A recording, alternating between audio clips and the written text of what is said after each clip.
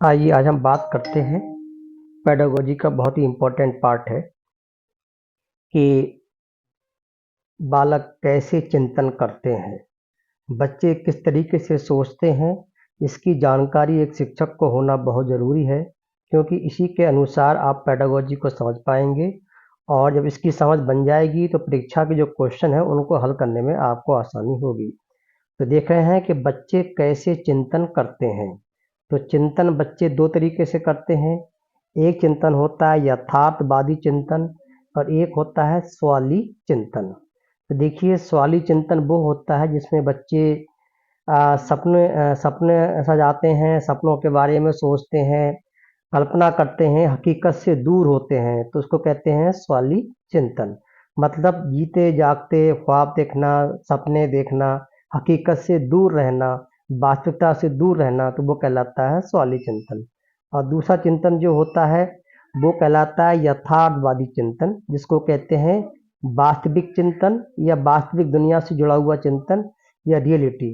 तो ये तीन तरीके का होता है। एक होता है अभिसारी चिंतन और एक होता है आपका अपसारी चिंतन और एक होता है आलोचनात्मक चिंतन। तो देखिए, अगर इन चिंतन के बारे में हम समझ लेंगे तो परीक्षा में बड़ी आसानी होगी। अभिसारी चिंतन मतलब होता है कि किसी समस्या को केवल उसका एक ही हल हो, किसी चीज़ को हम एक ही तरीके से हल कर पाते हो, उसका एक ही समाधान हो, तब वो कहलाता है हमारा अपसारी चिंतन। अब हम अपसारी चिंतन के बारे में बात कर रहे हैं। जब कोई समस्या कई तरीके से हल की जाती है, उसके एक से अधिक हल हो, नए नए तरीके से उसको हल किया जाए, उसके नए नए तरीके हों, तो उसको कहते हैं अपसारी चिंतन। तो अपसारी चिंतन से मतलब होता है कि चीज़ का सृजन हो रहा है, ये सृजनात्मकता से संबंधित है। नंबर 3 देख रहे हैं आलोचनात्मक चिंतन। इसमें क्या होता है, बच्चे किसी तथ्य को या कोई इंसान किसी तथ्य को बिना जांचे परखे नहीं मानता है। जब तक पहले उसे जांच ना ले, परख ना ले, तब उस तथ्य को मानता है, तो उसे हम कहते हैं आलोचनात्मक चिंतन। तो हमने देखा चिंतन कई तरीके का होता है। एक यथार्थवादी चिंतन होता है और एक सवाली चिंतन होता है। ये हकीकत से जुड़ा होता है, वास्तविक जीवन से जुड़ा हुआ होता है। इसमें इंसान सपनों में रहता है, कल्पनाओं में रहता है, हकीकत से दूर रहता है। अगली साइड पे आप देख रहे हैं कि बालक में चिंतन की प्रक्रिया कैसे होती है। बालक में चिंतन प्रक्रिया प्रोसेस होती कैसी है। बच्चा तर्क के माध्यम से चिंतन करता है। बच्चा के अंदर रुचि होती है किसी चीज़ के बारे में, तो उसके बारे में चिंतन करता है। बच्चे के अंदर जिज्ञासा होती है, तो जिज्ञासा के आधार पर बच्चा चिंतन करता है। प्रत्यक्षीकरण की चीज़ को सामने देखना, कल्पना के माध्यम से, अनुभव के आधार पर समस्या समाधान करता है। तो बच्चे की चिंतन की प्रक्रिया जो होती है वो तर्क पर आधारित होती है, रुचि पर आधारित होती है, जिज्ञासा पर आधारित होती है। तो ये सभी तरीके हैं जिस तरीके से बच्चा चिंतन करता है। अब आप देख रहे हैं कि बालक में चिंतन योग्यता को कैसे बढ़ाया जाए। एक शिक्षक के रूप में आप किसी बच्चे में चिंतन की योग्यता को कैसे बढ़ाएंगे। तो आप बच्चों को प्रेरित करके उनको प्रेरणा दें, उनको मोटिवेट करें, तो बच्चे के अंदर चिंतन योग्यता बढ़ती है, बच्चे के अंदर नई ऊर्जा पैदा होती है और बच्चा सोचता है। धनात्मक मनोवृत्ति का विकास करके बच्चों के अंदर पॉजिटिव विचारधारा, उनकी जो मनोवृत्ति है, जो एटीट्यूड है, उसको पॉजिटिव करके बच्चों के अंदर चिंतन की योग्यता बढ़ाई जा सकती है। नंबर 3 समस्या समाधान का हम अभ्यास करा के, किसी समस्या का हम बार-बार अभ्यास कराएँ, उसके समाधान क्या हो सकता है। जब बच्चा बार-बार करता है तो उसकी चिंतन योग्यता बढ़ती है। किसी चीज़ में रुचि बढ़ाकर बच्चे की रुचि को पैदा करके उसकी चिंतन योग्यता को बढ़ाया जा सकता है। बच्चों को ज़िम्मेदारी की भावना, उत्तरदायित्व की भावना का हम विकास करके उसकी चिंतन स्तर को बढ़ाया जा सकता है। बच्चों में तर्क करना, वाद-विवाद करने का अवसर देना, संगोष्ठी कराना, समूह परिचर्या में बच्चों को भागीदारी कराकर, ये सब तरीके हैं जिससे बच्चों में चिंतन योग्यता को बढ़ाया जा सकता है। तो आपको ये पता होना चाहिए कि बच्चों में चिंतन योग्यता को हम कैसे बढ़ाएँ। एक शिक्षक के रूप में आप कौन-कौन से तरीके अपनाएँगे। पेडागोजी में इस तरह के सवाल आ जाते हैं कि आप चिंतन योग्यता को बढ़ाने के लिए कौन-कौन से स्टेप आप इस्तेमाल करेंगे। तो ये सारी चीज़ें हैं जो आपके सामने पेश की गई हैं। ये आपके मन में इनका आपके बारे में पता होना चाहिए। तो आगे हम बात करते हैं। अगली स्लाइड पे आप देख रहे हैं कि बालक कैसे अधिगम करता है, बच्चा सीखता कैसे है। तो सबसे पहले बच्चा अपने परिवार से सीखता है, परिवार के संपर्क में आता है, आस पड़ोस पास पड़ोस में बच्चा एक दूसरे के बच्चों के संपर्क में आता है, वहाँ से सीखता है। फिर बच्चा अपने साथी समूह से सीखता है, अपने ग्रुप के साथ के बच्चों से सीखता है, स्कूल में बच्चा जाके वहाँ सीखता है, शिक्षक को देखकर शिक्षक का अनुकरण करके शिक्षक की से क्रिया करके बच्चा सीखता है, अनुभव के आधार पर बच्चा सीखता है, बच्चा प्रयास और त्रुटि करके गलती करके बच्चा सीखता है। तो ये सारे तरीके हैं जिस तरह से बच्चा चीज़ों को सीखता है।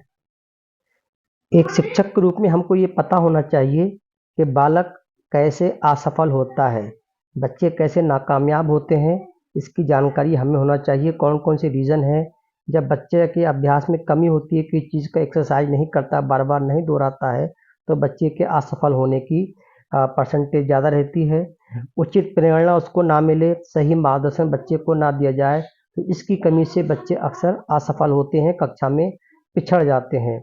बौद्धिक क्षमता में कमी हो जाती है, तो इसके कारण भी बच्चे अपनी कक्षा में अपने साथ के बच्चों के अनुसार के स्तर के अनुसार वो पीछे रह जाते हैं।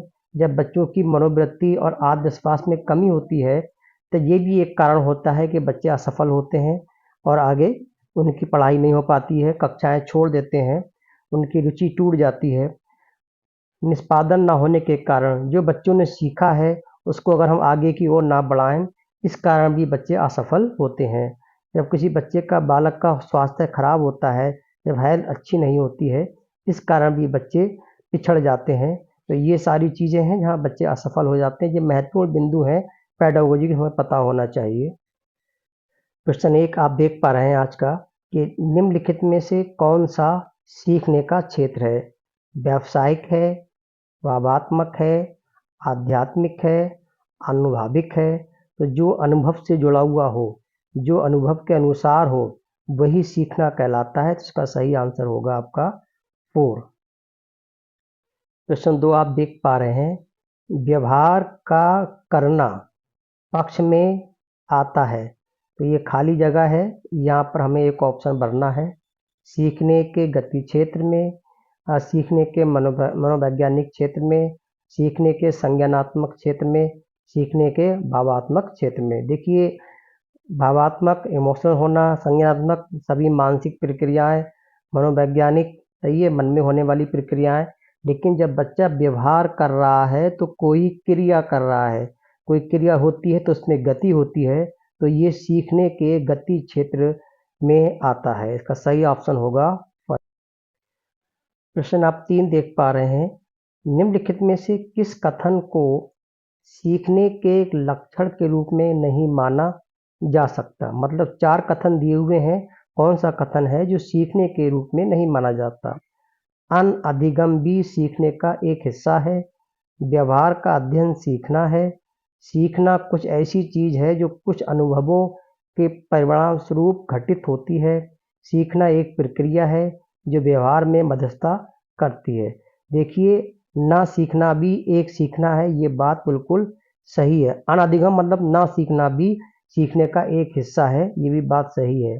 व्यवहार का अध्ययन सीखना है, ये बात नहीं है। तो इसका मतलब सेकंड ऑप्शन होगा। सीखना कुछ ऐसी चीज़ है, एक ऐसी चीज़ है जो कुछ अनुभवों के अनुसार वो घटित होती है, ये बात भी सही है।